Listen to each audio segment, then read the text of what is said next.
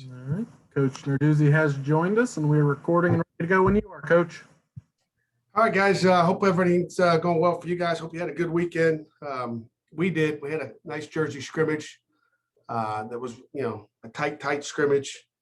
It actually probably ended up in a tie. A little messy at the end, but competitive. Again, kind of went back and forth. I'll just talk about some of the guys that I thought had really good scrimmages. Starting with Kenny Pickett, I thought Kenny, had a nice day overall. He, maybe got 30 snaps. So we didn't have a ton of snaps with him. We got him out early. Wanted to see what the backups did, but Kenny's playing really good. Really great in the pocket. Just playing at a high level right now, I think.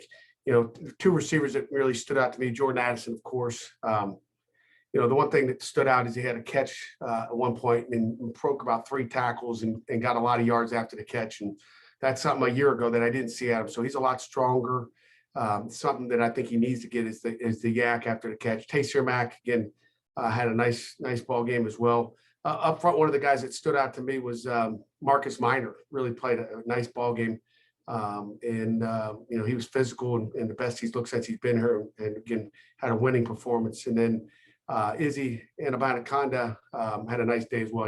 He had one of those runs that I think you guys saw last spring practice too. He had one of those that popped through and nobody could catch him. So and he's doing a great job in protection as well. He did have one kind of bad block, but that's a lot less than he's had in the past. And then defensively, probably the beast up front was Devin Danielson, doing some great things up front.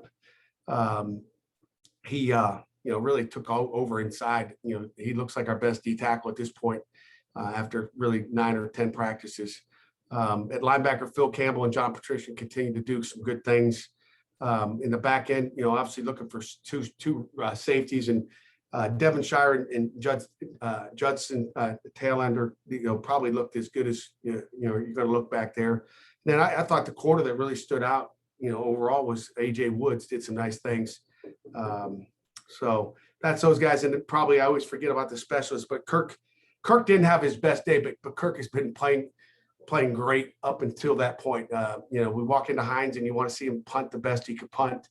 But he had been great for 8 practices, really working on some details, and didn't have a great day in the scrimmage, but was good. And we've got a 2-way battle, which I can't believe you guys haven't asked. With Kestman being gone, it's like, what do the field goals and extra points look like? But Sam Scarton and Ben Sauls have done a nice job.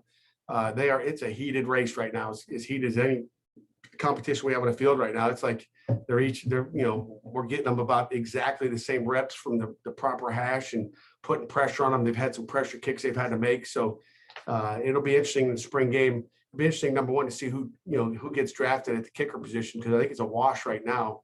But we're going to find out who's productive in the spring game. That the spring game might be the biggest for the kickers out of any position out there. So, questions? You mentioned Anaconda, and I mean, just kind of looking at the running game overall, what did you see when you went back and looked this offseason at what worked or what didn't work, I guess, with the running game last year? Yeah, well, I think we fixed it, Chris. In our open week, just kind of, nail down, hey, what do we do well? What do you not do well? And again, the first thing comes down to personnel. I mean, you don't have a tight end. I mean, Lucas Krull, did I mention Lucas? I mean, Lucas is a beast right now. I mean, Lucas is playing like first round material right now. Knock on a lot of wood here. That dude is playing really good. Had another great day today that you look at him and you're like, you might want to put him on the shelf over there, not practicing much more. If he keeps practicing like he does, you might not see much of him on the spring game on the 24th because I just want to make sure he's safe and healthy. But he's really playing at a high level. But you need some tight ends to run it. I mean, Gavin Bartholomew is probably the most physical tight end we have, and Lucas is a lot more physical than he was a year ago, and he's a lot healthier than he was a year ago. Not only with the injury he sustained during the season, but he came in with a shoulder, so we knew that was an issue, and he wasn't as strong as he needed to be. But so the tight end helps you first of all. When you don't have a tight end, then you got to you can't just put 11 guys in there trying to block it. So we kind of molded our offense to what we had, and then just try to branch off that. Didn't try to do something that we aren't. And I think that was the key thing. And we've continued to do that through the offseason here, is is work off of what we're good at and don't try to do things we're not good at. So I think it's just really play selection and getting good at something you're doing offensively. It's one of those, I mean, I don't want to say cliche, but it's a thing you always say in football. You got to be able to do both. You got to have balance in your offense and all of that. For your offense specifically, how important is it to find more balance, get an effective running game this year to try and get, I mean, the point totals up? It's really important. I mean, and especially when you get down the red zone, you can't stretch them down the field. Everybody's sitting on your routes and there's no deep routes there. So it's important, especially in the red zone. And we'll continue to work the red zone and get better running the football. But, we're running the ball better right now than we did all last spring. I won't give you the stats and the numbers and all that as far as what it was, but the last 2 games, I've been happy with the offense stopping the run, not as happy with the defense stopping the run. So, take that for what it's worth. But we're running the ball better. And, again, but I think we ran the ball better against Florida State. I think we ran the ball better against Georgia Tech. And, I forget who the other team was. 3 out of the 4 last games, I thought we ran the ball a lot better than we had earlier in the season. How much of that is a testament to how the offensive line is doing at run blocking so far this spring? Both Carter and Jake had said when we talked to them that was one thing they both thought that the offensive line needed to improve on based on last year was the run blocking. Yeah, I mean, anytime if you're running the ball, the offensive line, plays a part in that for sure. But so do the tight ends and so do the running backs making the right reads. So I think it's a little bit of both. And I'll tell you another thing. Everybody talks about the receivers, or excuse me, the O-line blocking, but it also counts when the receivers are blocking. So I think the receivers are doing a great job of going downfield and blocking. I think they've learned some things in the last, 12 months, and we're blocking better down the field, I think. You have a lot of depth on your offensive line, at least guys who played before. Is Carter Warren being pushed for that left tackle job? There's competition. I think they're all pushing each other. Last week, I think, Carter Warren's been at the left tackle, and we moved him over to starting right tackle.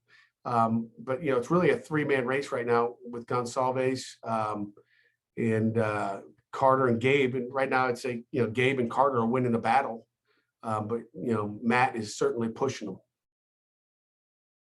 Pat, how'd you guys structure the scrimmage? Was it 1s against 2s, or you mix it up? We start off, we did some punt. Really, the special teams that we focused on were field goal and punt, and obviously our punt return team. So those are the 3 field goal or 3 special teams that we focused on. This weekend, we'll work on kickoff return, and focus on that at Hines. The first series was 1 offense versus 2 defense, and then we went 2 defense against the 1 offense. And then after that, it was 1s on 1s and 2s on 2s and 3s on 3s. So I would say a majority of it was 155 play scrimmage. I would say a majority of it was, again, it was 1 series. It's probably 6 plays, maybe 6 to 8 plays, 1s on 2s. And that's always competitive because the 2s always want to go against the 1s and don't get to do it very often. Sometimes you get surprised there. You said Kenny got 30 snaps with Davis and Joey and Nick. And what did you see out of those guys? It's a good question. I don't want to tell you. Again, you hate to evaluate it all on one day. But we saw good things out of all of them, and you saw bad things out of all of them. We're still fighting to find out who that guy is. I thought Joey did some nice things, made some nice plays. He did throw 1 pick, but it was a ball that hit a receiver in the hands. It was a tip and a pick, which was, I think it was a pick 6. But, you don't put that on Joey, but he ends up getting that in the stat column, but it was a perfect throw. And then Davis had an interception as well in a 2-minute at the end of the game. That was a little overthrown. So, but Davis did some great things earlier in the scrimmage. So, it's day by day. It's their first time coming in Hines this year. And I always say when the lights go on, we're going to find out what they got. But we got, it's been a back and forth. I think Davis and Joey and Nick Patty's done some good things as well. To me, I think he's probably that next guy, trying to work it up, and he's done some nice things. But, and I tell you, Nate Yarnell does some nice things as well. And again, he's working with the 3s, so he doesn't have the weapons out wide or maybe in the backfield, but he does a heck of a job, commanding the huddle. I know that. When you guys did 2s versus 1s with the offense against the number 1 defense, was it Joey who started out there? Was it Davis? Did you split those reps? How are you guys handling that right now? No, we started off, Kenny was in there with the 1s. I mean, Kenny started off with the 1s, and then as soon as we saw enough, we pulled him out. We actually started off with the, kind of a field goal period. So it was we always work a scrimmage into a 3rd down. It might be 3rd and 7 at the plus 21 yard line. And regardless if they get it or not, then the kicker's got to go run on the field and kick from that point. So we kind of start off that way, just kind of a 3rd down and kick it period, just to get the kickers used to running on the field. and kind of working the sub there. I think it's different than any other field goal period. I think this is the third straight week you've kind of brought up Tayseer Mack. What's kind of different about him right now than maybe during the season? Well, first of all, he's healthy. I mean, he's been banged up in the past. Knock on some more wood, but we just finished 10 practices. He hasn't missed a down. He's played every snap, and we do a thing that's called 15 of 15, which they'll get a nice pullover, with their name on it. With a 15 of 15 on means they got through 15 practices, and it's not hard to make every one of them. And I would say there's probably 20 guys that are out already that haven't got in the 10 so far that we just finished today. But knock on wood that he gets through 15. It's hard to get better when you don't practice, but he had a nice play again today outside. He's just playing at a high level right now. He's got a great attitude, and I'm really happy with where he is. Pat, you mentioned working on special teams. This year you have more guys than you usually do. I think combination of more early enrollees and some of your fifth-year guys. Does that allow you to do more stuff with teams or maybe more stuff talking about having a third team in some places than you would in most springs? Yeah, it sure does. Usually in the spring, we're going 1s and 2s, okay? Because of the mid-year enrollees and we got another 24 extra guys out there with 12 super seniors, let's just say 12 or 13, whatever we got, and then 12 incoming freshmen. We've been going a lot of 1s and 2s and 3s. I mean, matter of fact, for 10 days, it's been 1s, 2s, and 3s almost every day. So our 3s are getting a developmental time for sure, which is going to make them a lot better in the end. Anybody maybe on that third team that's showing some stuff on special teams, maybe on a coverage unit or something like that? Oh, we don't do much on special teams as far as we don't do much on special teams as far as three teams. Special teams usually 1s and 2s. But offense, defense will go 1s and 2s and 3s. But you're asking it's special teams for what position? Like one of those guys that like is a third teamer on the roster, but maybe is a 1 or a 2 on special teams.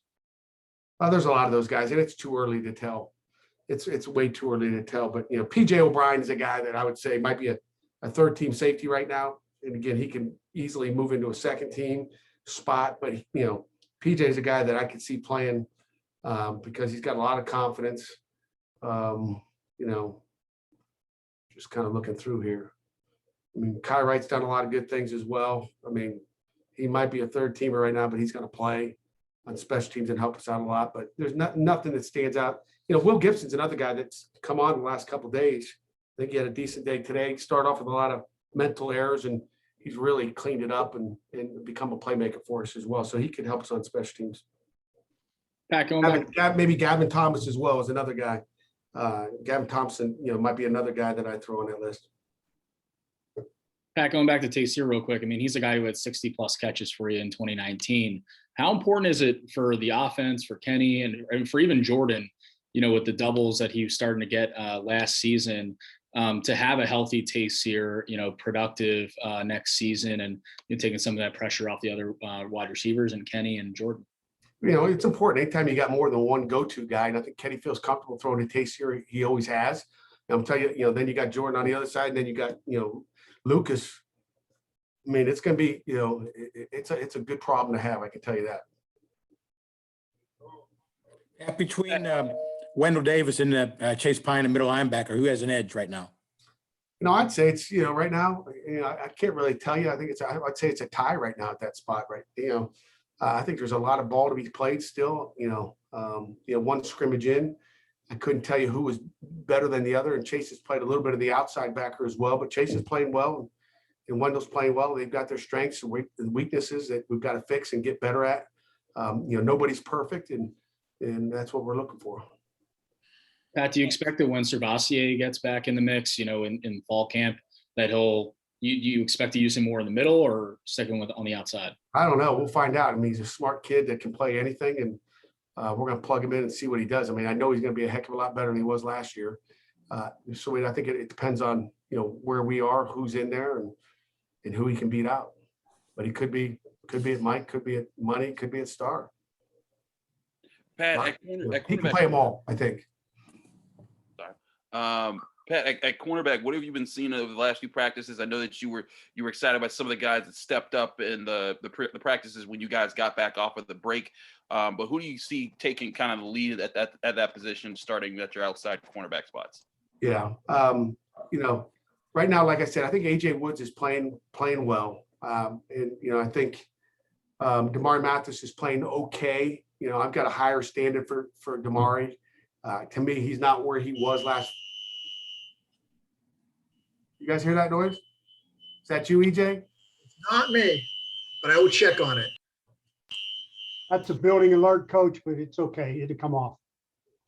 Come on, LaSala. I know. As long as there's no bombing in the Durats, I'm good. But where the heck were we? What were we talking about? Corners. Okay, so Damari, I've got a higher standard for him, so he's not where I want him to be yet. But I know he'll get there. It's just a matter of time. I think anytime you sit out for a year, it's hard coming back. It's not easy, and he's just trying to get in football shape. He's staying around for a year, watching, and so he's just starting in to get in the groove. And I hope by practice 15 that he's feeling good there. And then Marquez Williams is playing well. I think he had a better scrimmage this past scrimmage than he did the day before, or the scrimmage before. So I think he's been really solid as well. Javante Royal's getting better. Let's think of who else we got there. That's about it, really, right there. That's who I like. You mentioned guards, Marcus Minor a minute ago. Is he a left guard or right guard? And what about Jake Cradle? Is he settling in too as a guard? Yeah, Marcus is playing guard. He's doing a great job at guard. I don't know if a right guard matters. What's right guard? What does it matter? Like, Jerry, tell me. Come on, man. I like to be specific. He's playing left guard right now for you. And Cradle's doing a nice job as well at the other guard position, which would be the right guard. Any final questions today? Yeah, Pat, it looks like they're gonna open recruiting visits here the 1st of June. I know you guys have some guys that are starting to make plans. What is that?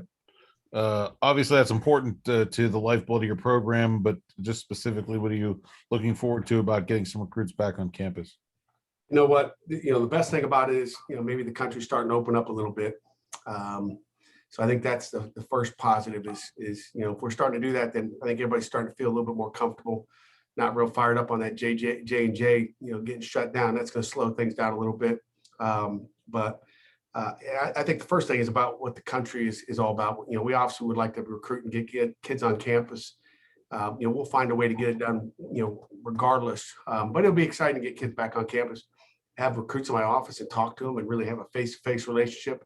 So many things about recruiting are about relationships that, we didn't really have a year ago. And it's just amazing the relationships we got with our freshmen that are here right now.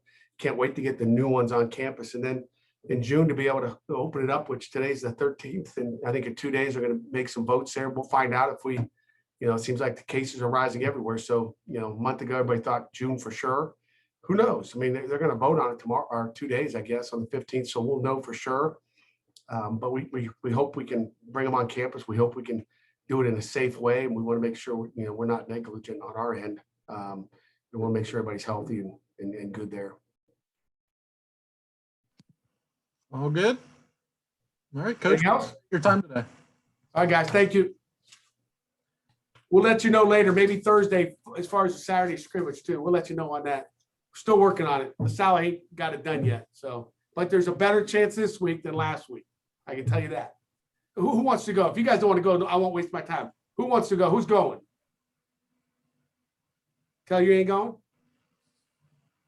Got like niece and nephew AAU basketball everywhere this week. All righty.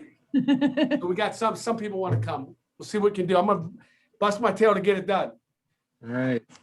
Good to know. Thank you, Coach. And thank you all for joining us today. Like I said, we'll send out the recording of this shortly. And I hope everybody has a great rest of your day.